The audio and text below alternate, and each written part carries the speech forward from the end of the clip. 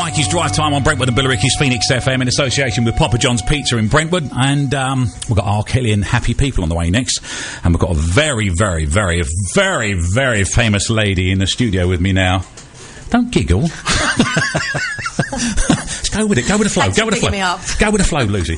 This is Lucy Benjamin, and she's going to be the brand new star of Deadly Murder that's coming on the coming into the Queen's Theatre at the end of January. Is that right? That's right. January the 30th we open. And you're there for nearly a month. Yeah. I think our last show's on the 21st of Feb, so I think it's about 3.5 weeks, something like that. Well, that's right. It's a nice run. See, now I've done a little bit. I've done a little bit of theatre work. Have you? I didn't realise how exhausting it was. Well, yeah. I mean, and the thing is with theatre is it's about keeping it fresh. That's what you've got to do. And that's night so difficult. After night. Well, that's part of the job, you see. And you've got matinees, and you're... Yeah, oh well, with word. a play like this, I have to say, it's not really there's only a couple of matinees. It's more of an evening show. It's an adult show. Yeah. So we're not going to be getting many kids in, so there wasn't really much of a need to put many matinees in. Okay. But it's, I mean, it's quite a highly emotional play, so I will be shattered, yes, at the end of it. Now, the emotion part of it drags the energy out of you anyway, doesn't it? It's, if you've got to kind of pull on all range of emotions, then that can be tiring. There's only 3 of us in the play as well. It's a 3-hander. Oh my word! I know. Don't tell me about it. And I don't shut up talking. I talk the whole way through. So, yeah, I mean, it'll be tiring. But as I say, there's 3 of us in it. So there's a lot of lines to learn. I can imagine there is. Yeah, so I was cramming a lot over Christmas and before we started, because I just wanted to kind of get on top of it. Because it's quite physical. It's a physical piece. It's a psychological thriller. Right. Loads of twists and turns. Lots of physical stuff going on. So it was important that I kind of went to rehearsals on Monday this week, slightly on top of my lines. I thought it was the best way to approach it, really. How long does it last for? Is it 2.5 hours, 2 hours? Well, we don't know yet exactly the running times, but I think, no, it won't be that long. I think the first half will probably be about 50 minutes and the second half about that's all right. 40. Yeah, and I think, when something's really highly charged, I think, it's about being punchy and engaging and dynamic, and I think people they get drained watching it. Yeah, they do. So I don't think you need to have a play that's running at 2.5 hours long. No. So then people go, oh, God. 2.5 hours as well. You get the numb bum syndrome, don't you? Absolutely. You want the loo. Yeah, you want a the loo, drink. You want a packet of crisps. So we're going to try. We're going to get them quickly and sell it hard. In the first act. I mean, we've started rehearsals already, as I say, and it's a really good story. It's a really great story, and that was the whole appeal to me about taking the job. When I was sent the script, I just thought, I really like this. It's a really good. It's a page turner, and you don't know what's happening. You go, wow, where did that come from? And I really hope that we're going to surprise the audience and give them a really good show. Do you go on a lot of gut feelings when you first get a script through? Yeah, it's instinct really. You just get a sense about. It's like reading a good book. You just know when something's a good story. I'd say it's instinct, but I read it as a punter first, as such, and go, oh, I really like that. And then you look at it again and think, can I do it? Would I like to do it? Is it a challenge? So then you re-look at it as an actor. As a punter, I was sold. Have you turned many scripts down? Not really, I suppose. I mean, as actors, you kind of go, there's some scripts that you take that aren't as good as others. That's what I would say. There's a difference. There's a difference, really. Because there's always that crossing point. Because you hear of people like Denzel Washington and whatever, they're given a script and they turn it down, and all of a sudden, Tom Hanks goes and does it, and it's a huge mega hit. Yeah, but you're talking about different. Yeah, this is different league. Yeah, of course, people like that are going to do that. Don't.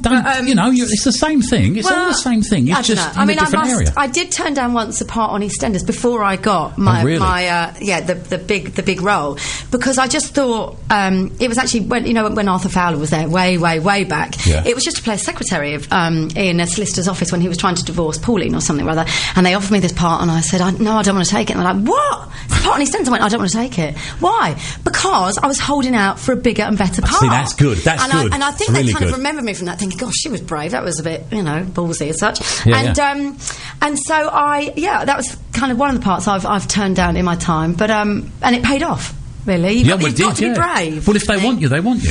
Yeah, they'll always worm you in somewhere along the line. It's like these big organisations. They don't run these big programmes or radio stations for nothing. They know. Then they see talent. They know. Absolutely right. You'll be spotted. Is that what you're implying? Because you ended up being in EastEnders for 5 years, didn't you? Yeah, on and off. Yeah, I kind of dipped in and dipped out, but overall, I think it was about 5 years. That's a long old while. It didn't seem, because I was watching it then, it didn't seem that long you was in there for. Yeah, no, it did go quickly, and I was involved in a lot of really good and meaty storylines, and the time flew by. I mean, it's hard graft, and you look back and you think, I don't know, I did that, and it's a bit of a machine, but you just get used to being on that treadmill as such, 12-hour days, go home, learn your lines, and then you're back in again at 7:30 the next morning. And it's fine. You just kind of deal with it. But it's when you look back and you think, it's hard graft. It is hard graft. But some people have been there for years and years and years and years, so it's sustainable, obviously. Is it like a 12-hour day? Yeah, especially if you're involved in heavy storylines, and you'll be there 12 hours and then go home, and then you learn your lines the next day, and then you can get to work and they'll say, we're not doing those scenes anymore. Someone's ill. Learn those. You've got 15 minutes, and you literally go, whoa. Does it get easier? Yeah, it's a muscle, isn't it? That just, it's like if you're exercising, really. The more you do it, the easier, the lines go in. But I think also you become so used to playing that character that you kind of second guess what that character would be saying anyway. You're with the writers, and there's not freedom to kind of change anything, but you might slightly paraphrase or something. But you do tend to know that character inside out, so it does get a lot easier. Now, I'm going to ask you this because I've always wanted to know this. When you see sort of like the first episodes or the first day that a new person comes in, they're always a little bit. Scared. As if they're acting. They're as if they're acting a part. But after sort of 3 weeks with the EastEnders, or after 3 weeks or so, you are the part. Well, do you know what I think that's to do with? I don't necessarily think that's an acting thing. Some people it might be. Some people I just don't think are very good, and and that just continues. But I think mostly that's about the audience accepting that new character as well. That's quite a psychological approach. And I understand. I think that people go, don't like, who's this? Don't know who this person is. Don't want to accept this person, and it kind of jars in your psyche, I think, as a viewer. Yeah. And I do think it also, of course, as an actor, you're going to become much better at the naturalistic style the longer that you're there, and the less your nerves kind of go out the window. So do you find yourself drifting? I mean, notoriously, Will Smith actually said he's played so many different parts. Yeah. He had to take a year or two off because he didn't know who he was anymore. That's an actor for you. Do you find yourself drifting towards the character in the role, or do you bend the character towards how you would react? I think a bit of both, really. I think there's often with characters that you play, you can find similarities in who you are as a person, so you can draw on something from yourself and experiences of your own. Or there's sometimes people that that are like that character that you're playing. Mostly, you'll be able to. There's somebody within your circle of friends or family, or someone that you've met in your life that you can go, that person reminds me of that person I'm playing reminds me of that person I met way back when. Or so that's the best way to approach a character, I always find. This must be because I know you was in the celebrity jungle, wasn't you? Did you find yourself?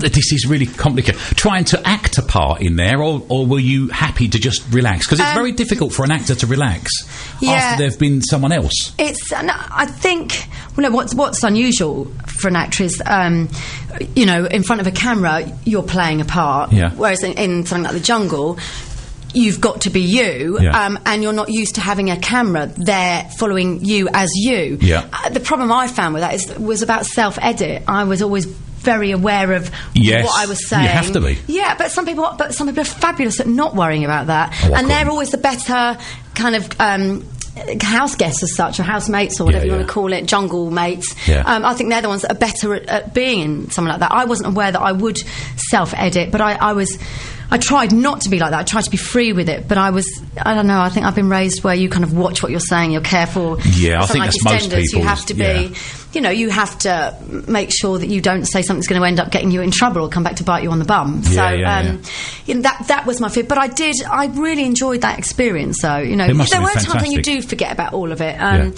it was like nothing I'd ever have done or would choose to do myself. So when I was offered to go in, I just thought, what a marvellous once-in-a-lifetime experience. Totally. I got to jump out of a plane, which was incredible.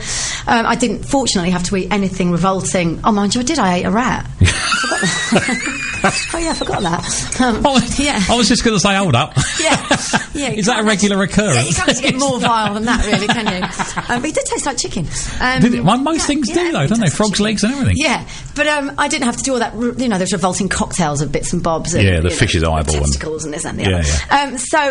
But it was a brilliant brilliant experience, and I wouldn't change it for the world. And because I was dreading so much going in, it wasn't as bad as I'd kind of made it out to be in my head. Yeah, that's really. So typical, it could only have got better than how it was yeah. in my head anyway. And the funny thing is, when you land at Brisbane Airport, they have these chaperone, you're assigned a chaperone, and they literally say to you, and it's about 3 days before you're due to go in the jungle, they want you to kind of get over the time difference and your jet lag and everything. They take your mobile phone off you. Oh, really? They escort you to your hotel, and they say you're not allowed to make any contact with your family or the outside world. Oh, that's quite You're allowed difficult. to pick your phone up in your hotel room. So that made me just lose. I was just a bit of a wreck by that point. So I'd got, I think Bessie was only 3 at that time. I'd only got Bessie, my youngest daughter. Yeah.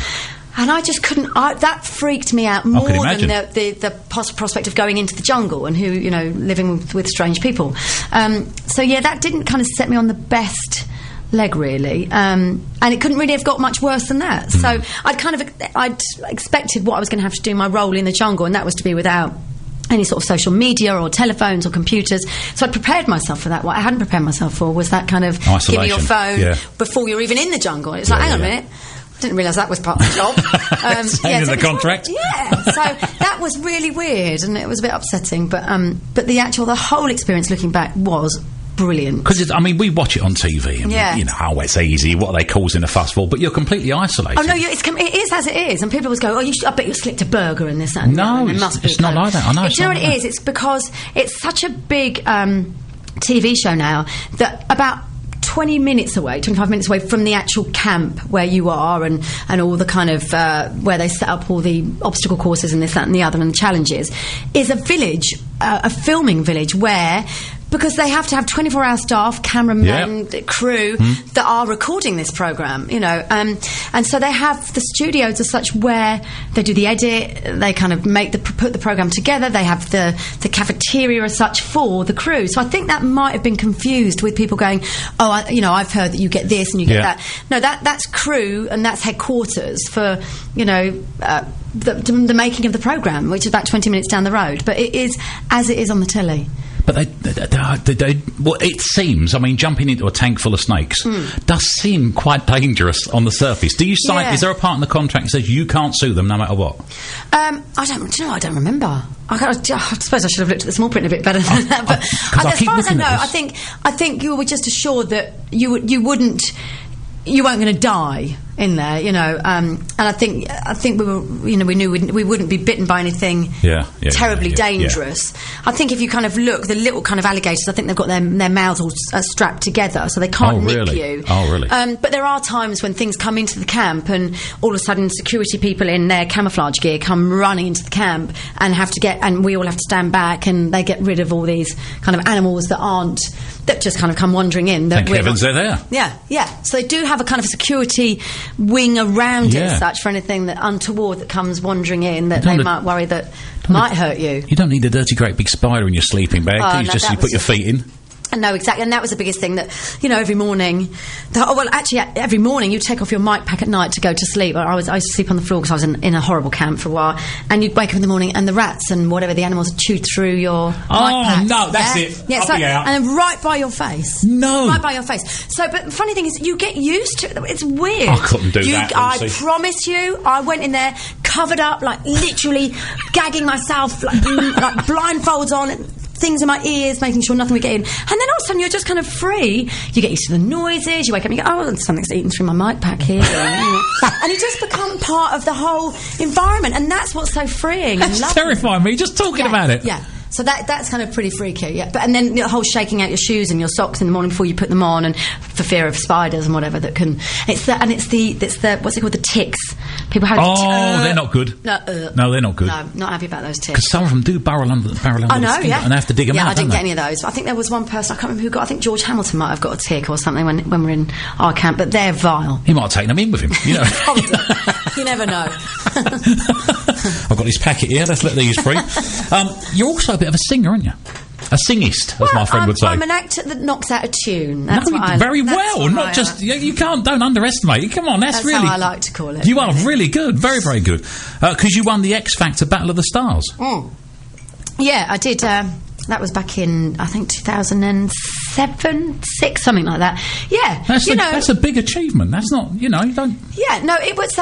I'm not sure my competition was very stiff. I have to say on the show at the time, but no, I do sing, and I went to theatre school as a little one, and that was my schooling really. And I went to theatre school from the age of 12 to 16, 17, and we did the dancing and the singing, whatever. So I like to use the singing in terms of musical theatre. Really, last year I was touring in the production of Hairspray. So yeah, I do sing, but I call myself an actor that sings. What part did you play in Hairspray? Velma von Tussle. Oh, really? Yeah, the Michelle Pfeiffer part. Yeah. And you have to belt a tune out there. Yeah, she has a number. Yeah, but it's more of an acty kind of piece, I would say. But it's cool, yeah. So what do you find easy? Is it easy to sing, or is it just easy to act? Or don't you mind? It's just singing fills me with fear, really, just to stand up and just... Really? Yeah, and just to sing a song. It's scary, yeah. Now, I feel so exposed. That's really interesting. Is that because you're yourself singing and you're not playing a part? Yeah, probably. See, a lot of actors say that. Yeah, but it's always best then to kind of create a character, really, I suppose, when you are performing a song, which is easier to do in a musical theatre piece, because you are playing a character as opposed to just... For example, when I did the X Factor, that was horrifying, standing there and seeing Sharon Osbourne and Louis Walsh and Simon Cowell sitting there and literally seeing the whites of their eyes when you're up on that stage. Yeah, I mean, the three of them were pretty scary. Well, Sharon Osbourne, you don't want to meet her down a dark alley, do you? Yeah, no, she was. I won't tell you said that. Please don't. No, I won't. I'll have her knocking on that window with Ozzy 2 miles behind her. Sharon! You also won the most popular actress at the National Television Awards as well. Well, I didn't win it, I was nominated. I think June Brown won, I think maybe, or Amanda Redman won it that year.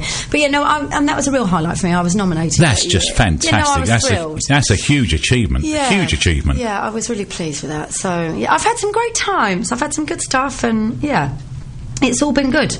That's just absolutely fantastic. I mean, it's seriously, it's been fantastic talking to you this afternoon. I want to come and see Deadly Murder. And honestly, it's a really, really good play. There are so many twists and turns and surprises, and yeah, it's, as I say, it's really dynamic and punchy, and I think what we want is the audience to kind of feel like they're in our living room with us, so they're kind of going, whoa, I don't want to witness this, I don't want to see this, and I think the feel of the piece is going to be whereby you'll feel like you're watching a bit of telly. It's like a bit of a Broadchurch or something. Yeah. So I think I'm really trying to get a younger, appeal to more of a wider audience now as well. And I think this piece is the one to do it. And Simon Jessup, who's directing, who's actually in the pantomime there at the moment, his vision for the show is fabulous. It's all about very Tarantino-esque, and it's going to be cool. That sounds really, really good. Really cool. Funky music and everything. Do you find, you probably, when you were at theatre school, did they teach you how to bring the audience into the part with you so that they feel... No, I just think it's about, you've got to make that character believable, and that is your job. To draw an audience member in it's your job to create... that situation where they believe it. Because that's just sheer experience that teaches you how to do that. And you've played a lot of roles. You've got huge amount of experience. Well, that's fundamentally your job as an actress, to make people believe. And if you can't do it, you're in the wrong job. Get out. Yeah. There's a chip shop down the road. Yeah, exactly. Yeah. Well, Lucy, thank you so much for coming in. You've answered a lot of questions I've had about acting as well. And if anybody's listening that actually wants to become an actor or actress, is it for a female now? Is it actor? For the female. It's meant to be, yeah. It's all that PC, man. I never understood that. No, I think we're meant to be called actors now. I think we do. I think mostly people do say actors now, but if somebody's listening and they want to become an actor, how would you direct them? Well, the advice I would say about anybody that wants to be an actress, you've got to be able to persevere and keep the faith, because there are some really bad down times when most actors don't work. A lot of time we're unemployed, and it's about being able to deal with those times, really. And it's not about wanting to be a celebrity or wanting to be famous for the sake of being famous. You've got to learn your craft, and you've got to have a talent. And once you've got a talent, a little bit luck helps, but it's about persevering and drive and commitment. Lucy, thank you so much. Thank you so much for coming in this afternoon. Thank you. Ladies and gentlemen.